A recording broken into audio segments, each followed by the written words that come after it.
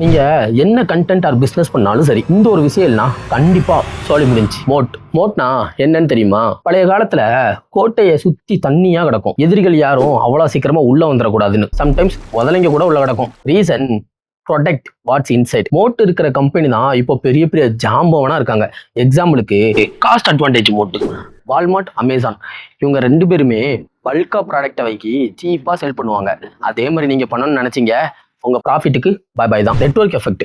WhatsApp, Facebook ஏற்கனவே எல்லாரும் அங்கதான் இருக்காங்க. அதே மாதிரி ஒரு ஆப் நீங்க கிரியேட் பண்ணீங்க, அதுல நீங்க மட்டும்தான் இருக்கணும். ஆப்பிள் லோகோவை பார்த்த உடனே காஸ்ட்டை பத்திலாம் யோசிக்காம நேரா அந்த ப்ராடக்ட்டை போய் வாங்கிடுவோம். இன்னும் சிம்பிளா சொல்லணும்னா, ஒரு டீ கடை நீங்க ஓபன் பண்றீங்க, நெக்ஸ்ட் டேவே 5 டீ கடை பக்கத்துல ஓபன் பண்ணா என்ன ஆகும்? அவ்வளவுதான், கத்தம். ஆனா அந்த ஏரியாலே உங்க டீ தான் செம்ம டேஸ்ட். டெய்லி வர கஸ்டமர்ஸ் உங்களுக்கு இருக்காங்க. கடைக்கு ஒரு ஸ்ட்ராங்கான நேம் இருக்கு அப்படின்னா, இன்னும் 10 கடை இல்ல, இன்னும் 100 கடை ஓபன் பண்ணாலும் உங்களை அடிச்சுக்கங்க ஆளே இருக்க மாட்டாங்க. இதுதான் மோட்.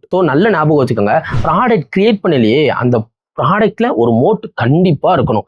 இல்லைன்னா அவ்வளவுதான். யோசிச்சு பாருங்க, உங்களுக்கே புரியும்.